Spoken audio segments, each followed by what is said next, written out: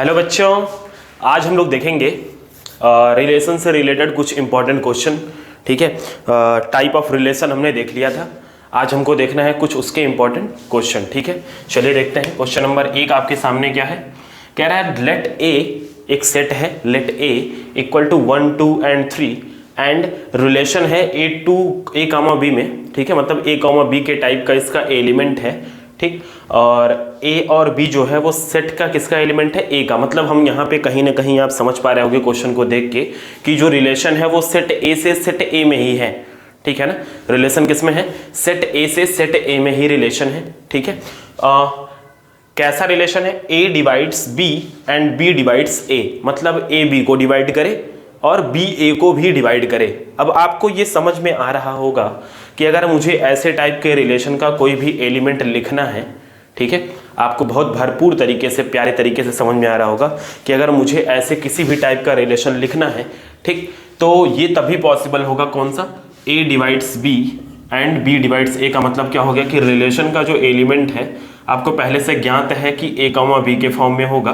इसका मतलब ये हो गया कि ऐसे एलिमेंट्स ए डिवाइड्स बी हो और बी डिवाइड्स ए हो, ये तभी पॉसिबल होगा जब क्या दोनों एलिमेंट क्या हो, सेम हो। ठीक है बच्चों, दो एलिमेंट कैसे हो, सेम हो। तो इसका मतलब आपको पता चल गया होगा कि इसके एलिमेंट कैसे होने चाहिए, 1, 1, 2, 2 और 3, 3। क्यों मैं कह रहा हूं ऐसा, 1, 1, 2, 2, 3, 3 तीनों इसमें आएंगे क्योंकि इस रिलेशन में ए क्रॉस ए से ए क्रॉस ए, मतलब ए का ए के साथ जो रिलेशन बनाया गया होगा, कार्टेशियन प्रोडक्ट बनाया गया होगा, वहीं से ये मेरा रिलेशन आया होगा। मतलब उसी में से कुछ एलिमेंट्स हमारे रिलेशन में रहेंगे। तो ये जो रिलेशन कह रहा है वो क्या कह रहा है कि A divides B and B divides A. ठीक है, तो ये ऐसा तभी पॉसिबल है जब दोनों के दोनों एलिमेंट ऑर्डर्ड पेयर के क्या हो, सेम हो। ठीक है ना, तो ये हमारा क्या बन गया, रिलेशन। और आपको साफ साफ पता है कि अगर सेट ए के सारे एलिमेंट का खुद के साथ रिलेशन लिखा हो, केवल और केवल, ठीक है, इसके अलावा कोई और एलिमेंट तो लिखा नहीं है यहाँ पे, ठीक, तो ये रिलेशन कैसा होता है, आइडेंटिटी होता है। तो यहाँ पे लगाना कुछ नहीं था, यहाँ पे आप रिलेशन लिख के दिखा देते, आपका आंसर फाइंड आउट हो जाता। ठीक है बच्चों, क्वेश्चन नंबर 2 देखिएगा। क्वेश्चन नंबर 2 कह रहा है prove that the relation R defined on the set N of natural number by x to R, x related to R है। ठीक है, और वो कैसा है, 2x² minus 3xy plus y² बराबर 0। ये एक रिलेशन है किसमें, x और y में। ठीक है ना बच्चों, ओ भाई साहब, आज हमारे के यहाँ वोटिंग हो रही है। ठीक है, संत कबीर नगर जिला। ठीक है, वैसे हमारे ही बच्चे देख रहे होंगे, कोई बाहर का देख नहीं रहा हो, लेकिन अगर देख रहा हो तो हमारे के यहाँ आज निकाय चुनाव हो रहा है। ठीक है, मेयर का चुनाव जो होता है, ठीक है, उसके लिए वोटिंग चल रही है।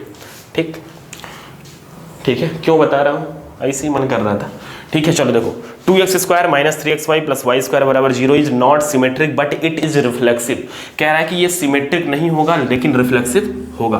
तो पहला काम क्या कह रहा है, सिमेट्रिक नहीं होगा, पहले रिफ्लेक्सिव कर लेते हैं।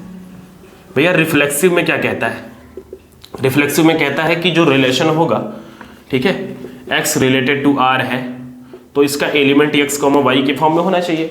लेकिन अगर ये रिलेशन रिफ्लेक्सिव है तो ये x, x होगा। क्या, अगर x, x एलिमेंट है किसका, r का, तो आपका काम क्या हो जाएगा, ठीक है, जितने भी x, x होंगे, ठीक है ना, अगर वो सारे रिलेटेड होंगे r के साथ, ठीक, मतलब वो जो एलिमेंट है x, x वाला, वो सबका सब अगर उस रिलेशन में होगा तो हम बोलेंगे कि ये क्या होगा, रिफ्लेक्सिव होगा।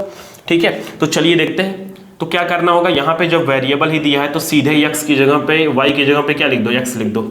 ठीक, प्लस x² बराबर 0। अगर ये बराबर 0 हो गया तो आपका काम हो जाएगा, क्योंकि यहाँ वेरिएबल पे अगर सेटिस्फाई हो जा रहा है तो आप नंबर रख के सेटिस्फाई तो कर ही लोगे। ये हो जाएगा 2x² minus 3x² plus x²। 2x² में से x², 3x² जाएगा तो माइनस x² और प्लस x², ये कट के आके आ गया 0। ठीक है ना, तो आपको दिख रहा है कि x, x जो होगा वो इस रिलेशन का क्या होगा, जो भी रिलेशन दिया हुआ है यहाँ पे गंदा सा, ठीक है, यहाँ पे जो भी गंदा सा रिलेशन दिया हुआ, किसके किसके बीच में, किसके बीच में दिया भाई, दिया है x और y के बीच में। ठीक है, 1 मिनट जरा रुकिएगा, बड़ा हल्का मारकर चल रहा है, क्यों, आपको भी ऐसा फील हो रहा है, मुझे तो ऐसा लग रहा है कि मार्कर बड़ा हल्का चल रहा है।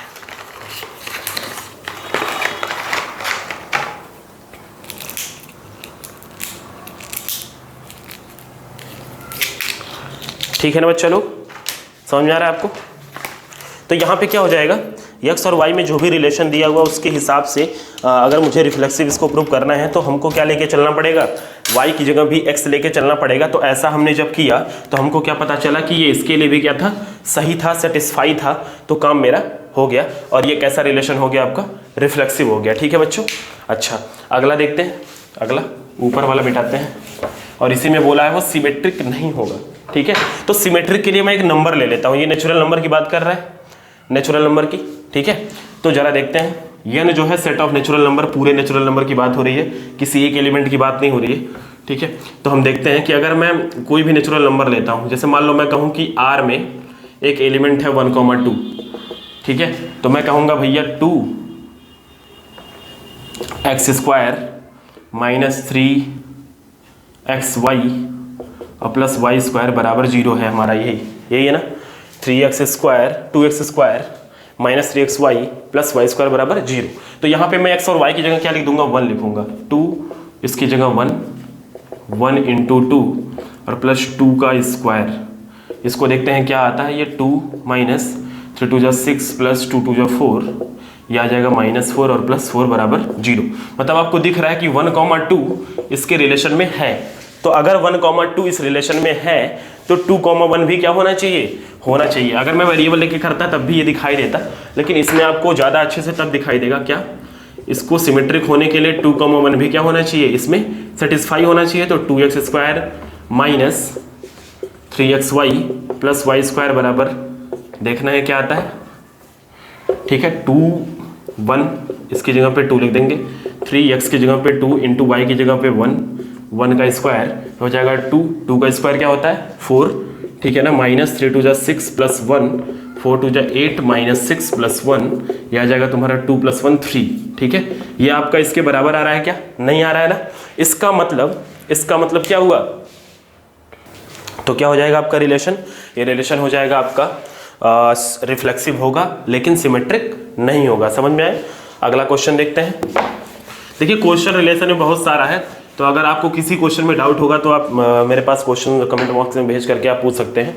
ठीक है, मैं बता दूंगा, क्योंकि ऐसे बता पाना तो भैया अनलिमिटेड क्वेश्चंस होते हैं। ठीक, जब प्रीवियस ईयर की सीरीज में चलाऊंगा तो उसमें आपको प्रीवियस ईयर क्वेश्चन बता दूंगा। ठीक, लेकिन ऐसे क्वेश्चन लगवाना impossible. Let n be the set of natural number and relation r on n be defined by x related to y, x divides y। मतलब कह रहा है कि x किसको डिवाइड करता है, x डिवाइड्स y, मतलब x जो है y को क्या करता है, डिवाइड करता है। भैया जब भी डिवाइड वाला क्वेश्चन आता है आपको बता दूं मैं, ठीक है, हमको 3 चीज़ें चेक करनी है इक्विवेलेंस के लिए। पहला आपको रिफ्लेक्सिव, तो भैया रिफ्लेक्सिव तो होगा ही। ठीक है, आपको चेक करना है सिमेट्रिक, यहीं पे ये फेल हो जाता है, सिमेट्रिक नहीं होता। ठीक, और अगर आप ट्रांजिटिव चेक करोगे तो ये भी होता है, इसमें भी कोई दो राय नहीं होता। क्यों, देखना जरा, रिफ्लेक्सिव में क्या करना होता है, x, x is element of r, यही चेक करना होगा। इसका मतलब x डिवाइड्स y होगा कि नहीं होगा। भैया अच्छी बात है, x डिवाइड y होता है तो x डिवाइड x भी होगा। भैया x को डिवाइड करेगा कि नहीं करेगा, कोई नंबर खुद को डिवाइड करेगा कि नहीं करेगा, करेगा ना। तो ये रिफ्लेक्सिव होगा या नहीं होगा, बताना जरा, रिफ्लेक्सिव होगा ना। ठीक है, होगा भैया, होगा रिफ्लेक्सिव। लेकिन अगर मैं सिमेट्रिक की बात करूं तो सिमेट्रिक में x डिवाइड y, अच्छी बात है क्योंकि ये हमको पता था कि x डिवाइड्स y होता है। लेकिन अगर मैं कहूं y, x इसका एलिमेंट होगा तो आप कहोगे नहीं, y डिवाइड्स y नहीं हो सकता। ठीक है ना, हमेशा possible, sorry y divides x हमेशा पॉसिबल नहीं है। क्यों, क्योंकि अगर नंबर अलग अलग हो जाएगा सिमेट्री में, ठीक है ना, आप कहोगे सर जो आइडेंटिटी होता है वो भी तो सिमेट्री होता है। ठीक है, लेकिन कोई चीज़ अगर नियम आप बताने जा रहे हो तो हर जगह सेटिस्फाई होना चाहिए कि नहीं होना चाहिए, होना चाहिए ना। तो यहाँ पे ये सिमेट्रिक नहीं हुआ। ट्रांजिटिव में हो सकता है क्या, x, y is element of y r। ठीक है, तो हम कहेंगे रिलेशन x डिवाइड्स y। ठीक, अगर मैं कह दूं y, z element of r तो आप कहोगे y डिवाइड्स z। फिर मैं कह दूं x, z element of r, कोई दिक्कत नहीं है भैया। ठीक है, तो हम कह देंगे कि x डिवाइड्स z भी होगा। ठीक है ना, क्यों, ऐसा इसलिए पॉसिबल है ना क्योंकि आप 3 नंबर के लिए जब चेक करोगे, मैं कहूँगा आपसे 2 4 से डिवाइड है, सॉरी 2 डिवाइड्स 4, ठीक है। 4/16 तो 2/16 होगा कि नहीं होगा, तो होगा भैया, ठीक है। तो ये जो होते हैं ट्रांजिटिव जो होता है ना वो होता है, ठीक है, डिवाइड्स वाले कंडीशन में। तो एक चीज़ याद रखिएगा आप, क्या आपके दिमाग में अगर ये चीज़ बनी रहेगी क्या, कि डिवाइड वाला क्वेश्चन जब भी आता है, ठीक है सॉरी, डिवाइड वाला क्वेश्चन जब भी आता है, ठीक, तो सिमेट्रिक नहीं होता और दोनों कंडीशन होते हैं, ठीक है। तो आपको दिख रहा होगा क्वेश्चन हमारे क्या हो गए, खत्म हो गए। आज मैं पढ़ूंगा थोड़ा सा फंक्शन पे, ठीक है ना। फंक्शन के बारे में आपने देखा है पहले भी, आप क्लास 11th के प्लेलिस्ट पे जाओगे तो आपको फंक्शन के बारे में वहाँ पे क्या होगा, डीप नॉलेज मिलेगा, ठीक है, बहुत अच्छे से आप समझ पाओगे। थोड़ा सा मैं याद दिया देता हूँ कि फंक्शन के बारे में बताया गया था कि फंक्शन क्या होता है, एक स्पेशल टाइप का रिलेशन होता है। क्या होता है? Special type of relation. क्या होता है भैया? स्पेशल टाइप ऑफ रिलेशन होता है बच्चों, ठीक है। और ये स्पेशलिटी कैसी होती है? ये स्पेशलिटी इस चीज की होती है, क्या, किस चीज की होती है, देखिएगा। Number 1, set A equal to क्या होना चाहिए, डोमेन। समझिएगा बात को। अगर मैं ये कह रहा हूं आपसे कि सेट ए पूरा का पूरा डोमेन होना चाहिए, इसका मतलब आपसे मैं इनडायरेक्टली ये कहना चाह रहा हूं कि अगर कहीं रिलेशन, कहीं फंक्शन लिखा हुआ कि फंक्शन है कोई ए टू बी में, इसका मतलब ये हो गया कि जो सेट ए है वो पूरा का पूरा डोमेन है। इसका मतलब कि पूरा का पूरे सेट ए के एलिमेंट को हम उस फंक्शन में रख सकते हैं, ठीक है। एक्स की जगह पे हम उसमें पुट कर सकते हैं, तभी हम बोल रहे हैं कि कोई फंक्शन ए टू बी में है, ठीक है ना। ये बोलने का मतलब हो गया कि ए को हमने डिफाइन कर दिया है क्या, कि ए के सारे एलिमेंट बी के किसी न किसी एलिमेंट के साथ अटैच्ड हैं। कैसे? यूनिकली, ठीक है ना। समझिएगा, एक एक करके समझते हैं। दूसरा क्या कह रहा है? No any ordered pair have same first element, ठीक है ना। किसी भी दो ऑर्डर्ड पेयर के पास, मतलब किसी भी दो ऑर्डर्ड पेयर के पास, no any ordered pair have same first element, मतलब किसी भी दो ऑर्डर्ड पेयर के पास या तीन ऑर्डर्ड पेयर के पास, ठीक है, पहला वाला एलिमेंट सेम नहीं होना चाहिए। मतलब इसका ये हो गया कि जिस सेट ए का एलिमेंट होगा ना भैया, जो सेट ए का एलिमेंट, मान लो 1 2 3 लिखा है यहाँ पे, ए बी सी डी ई ऐसे लिखा है, तो सेट ए का एलिमेंट सेट बी के किसी ना किसी एक ही एलिमेंट के साथ अटैच्ड होना चाहिए। सेट ए का कोई ना कोई, सॉरी, सेट ए का जो भी एलिमेंट होगा, सेट ए का जो भी एलिमेंट होगा 1, ठीक है, वो सेट बी के किसी एक ही एलिमेंट के साथ अटैच्ड होना चाहिए, ठीक है ना। ठीक, एक से ज्यादा के साथ अगर वो अटैच्ड हुआ, ठीक है, तो क्या दिक्कत होगी, वो फंक्शन के सेकंड डेफिनेशन को सेटिस्फाई नहीं कर पाएगा। जैसे मान लो मैं ऐसे लिख दूं, मान लो ये 1 जो है ई के साथ भी अटैच्ड है, तो अगर मैं इसका ऑर्डर्ड पेयर लिखूंगा तो 1, ए 1, ई 2, बी और 2, 3, सी, ठीक है ना। तो यहां आप देख पा रहे हो कि यहां पे पहला एलिमेंट क्या है, दो ऑर्डर्ड पेयर का फर्स्ट एलिमेंट क्या है, सेम है। तो हम ऐसे वाले रिलेशन को फंक्शन नहीं बोल सकते हैं जिसके दो ऑर्डर्ड पेयर का पहला एलिमेंट क्या हो, सेम हो, ठीक है बच्चों, ठीक। अच्छा, एक चीज और, क्या जो पहले वाले डिफिनीशन में बोला गया है कि अगर मान लो मैं ऐसे भी रिलेट कर दूं कि चलो भैया ठीक है कि सेट ए के सेट किसी भी दो ऑर्डर्ड पेयर का पहला एलिमेंट सेम नहीं होना चाहिए, चलो हम कर देते हैं, ऐसा भी कर देते हैं, ए बी सी, ठीक है ना, ए बी सी, ये इसके साथ अटैच्ड, ये इसके साथ अटैच्ड, ये खाली है और ये भी खाली है, ठीक। तो ये गड़बड़ हो जाएगा, क्यों? क्योंकि अगर मैं कह रहा हूं कि कोई फंक्शन होगा ए टू बी में, ठीक है ना, अगर मैं कह रहा हूं भैया कोई फंक्शन होगा ए टू बी में, इसका मतलब ये कह रहा हूं कि ए इसका पूरा का पूरा क्या होना चाहिए, डोमेन होना चाहिए, मतलब सब का सब एक्स की जगह हम पुट कर सकते हैं। लेकिन यहां पे हम दिखा रहे हैं कि ये किसी का भी प्री इमेज नहीं है। अगर ये किसी का प्री इमेज नहीं है बच्चा, तो क्या होगा, ये फंक्शन नहीं होगा। क्यों? सेट ए का कोई भी एलिमेंट खाली नहीं होना चाहिए, ठीक बच्चा। अगर ये खाली है, ठीक, तो इसको यहां से हटाओ, इसको हम डोमेन बोलेंगे ही नहीं, ठीक है। मतलब इसका क्या हुआ, ठीक है। इन सब पूरे कहानियों का मतलब केवल एक ही है मेरे कहने का, क्या, कि जो फंक्शन होगा ना, फंक्शन, ठीक है ना, जो फंक्शन होगा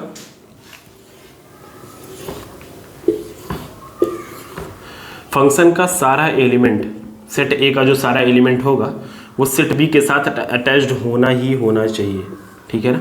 अगर अटैच्ड है भैया तो ठीक है, सेट बी में एलिमेंट खाली रहे उससे कोई प्रॉब्लम नहीं है, लेकिन सेट ए में कोई एलिमेंट खाली नहीं होना चाहिए। अगर खाली है तो बहुत बड़ी प्रॉब्लम है। क्यों? क्योंकि फंक्शन के डिफिनीशन को सेटिस्फाई नहीं कर पाएंगे। अगर आपको इसको और अच्छे से जानना है तो आप क्लास 11th के वीडियो में जरूर जाइएगा, मैं उसका डिस्क्रिप्शन में उसका लिंक डाल दूंगा एक बार, ठीक है, जिससे आपको और क्लियरीफाई हो जाए, ठीक है। यहाँ पे हमको क्या पढ़ना है, यहाँ पे हमको पढ़ना है, ठीक है, यहाँ पे हमको पढ़ना है टाइप ऑफ फंक्शन, ठीक है ना बच्चों, टाइप ऑफ फंक्शन पढ़ना है, ठीक है, क्या पढ़ना है, टाइप ऑफ फंक्शन। तो मैं केवल समझा दिए देता हूँ, ठीक, एक डायग्राम से, बाकी जब क्वेश्चन लगाना होगा तो उसके तरीकों को बताऊंगा कैसे निकालते हैं, ठीक है। जैसे मैं बहुत सारे फंक्शंस के बारे में बता देता हूँ, ऐसे विजुअली, ऐसे आप समझ के रखोगे तो बड़ा मज़ा आएगा। जैसे मान लो ये सेट ए है, सेट बी है, सेट ए है, सेट बी है, सेट ए है, सेट बी है। अगर मान लो मैं ऐसे कहूँ कि यहाँ पे एलिमेंट है A B C X Y Z M, A B C X Y Z M, A B C X Y Z M, A B C X Y Z M, A B C X Y Z M N. देखना जरा, कह रहा है कि बहुत सारे type से जो होते हैं हमारे फंक्शन होते हैं, ठीक। तो हमको केवल अभी बताना है कि, ठीक है, 3-4 टाइप के हमारे पास फंक्शन आएंगे, 1-1 function, many-one function, on-to function और इन-टू फंक्शन, ठीक है। तो इन्हीं को थोड़ा विजुअली समझ लीजिएगा आप लोग क्या कहना चाहता है इसमें, ठीक। 1-1 फंक्शन कहता है कि सेट ए के, ठीक है, 1-1 फंक्शन आपसे कहता है, अगर मैं यहाँ पे 1-1 की बात करूँ, 1-1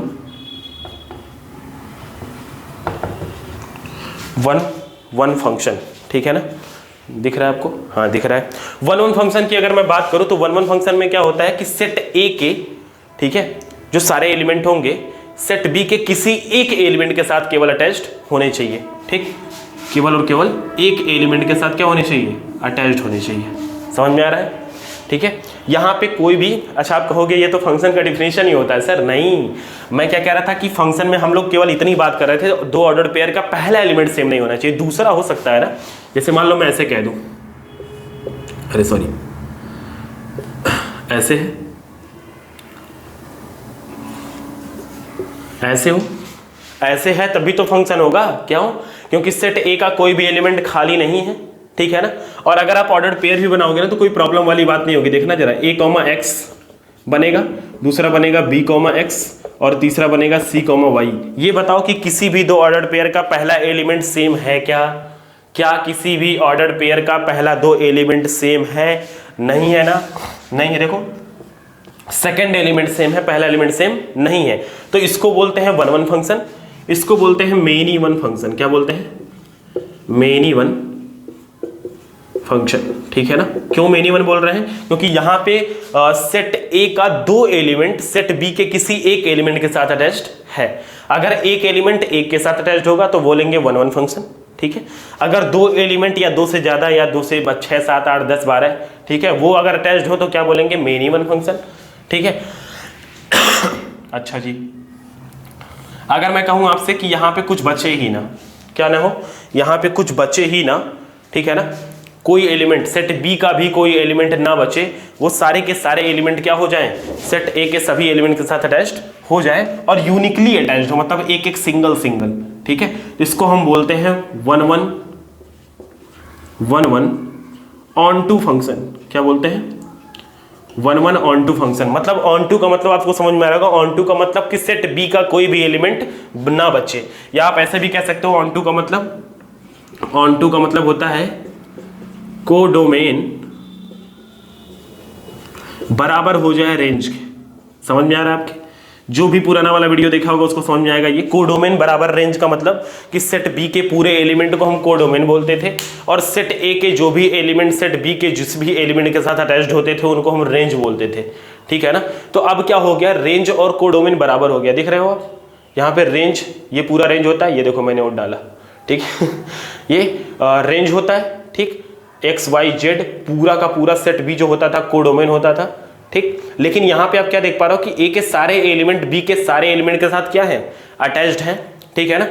तो हम क्या कहेंगे यहाँ पे 1 1 तो बोलेंगे क्यों, क्योंकि एक एलिमेंट केवल एक के साथ अटैच्ड है, तो 1 1 की डिफिनेशन तो सेटिस्फाई हो ही रही है।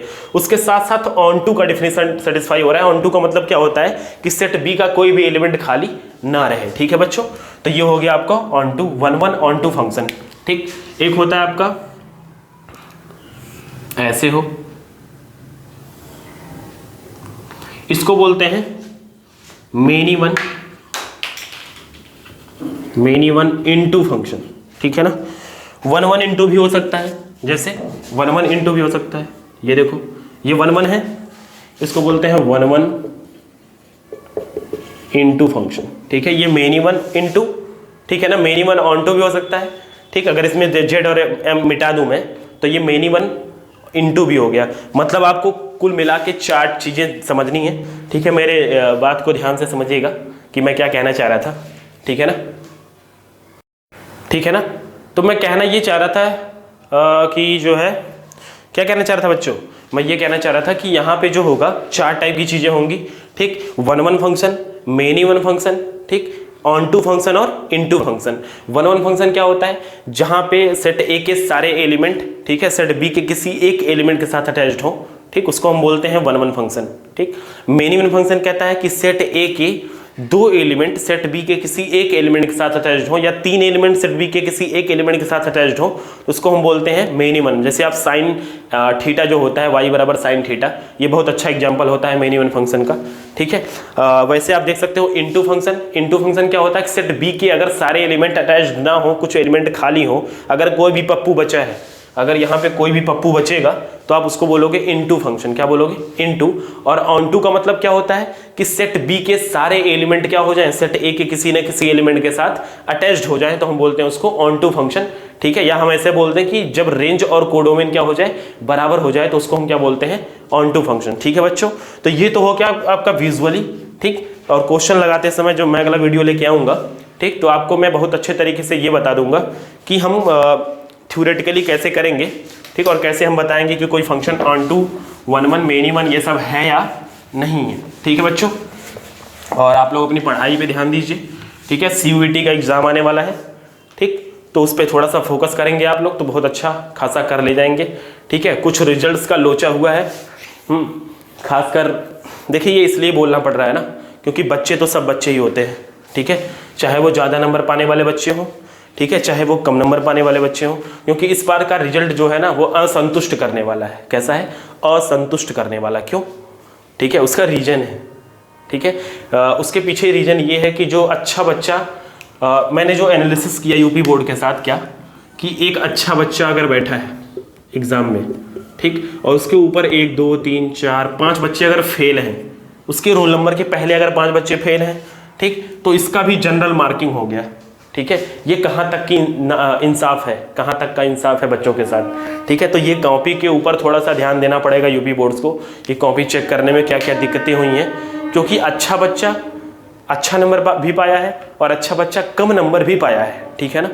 जो बच्चे घर पे आके मिला के, मुझे तो लग रहा है मैं इतना स्क्रूटनी का फॉर्म तो कभी नहीं भरवाया हूँगा, ठीक है, जितने बच्चे इस बार भरे हैं, ठीक है। बहुत सारे बच्चों ने 3 सब्जेक्ट में, 2 सब्जेक्ट में स्क्रूटनी का फॉर्म, रीचेक का फॉर्म डाला है, ठीक है। और ये बहुत ही दयनीय स्थिति है, ठीक है। तो इस पर थोड़ा सा, तो आप लोग इस पर परेशान मत होइए, ठीक है। नंबर्स को लेके बहुत ज़्यादा परेशान मत होइए, ठीक है। कुछ दिन की चीज़ें होती हैं, और मैं गार्जियन से भी कहूँगा, ठीक है, बच्चों का थोड़ा साथ दें, ठीक है, और उनके साथ रहें, उनकी बातों को सुने, ठीक है। तो बहुत ही अच्छा इसका रिजल्ट आएगा, ठीक है बच्चों। तो मिलते हैं अगले वीडियो में, ठीक, कुछ क्वेश्चंस के साथ, ठीक है बच्चों। थैंक यू, बहुत बहुत धन्यवाद आपका।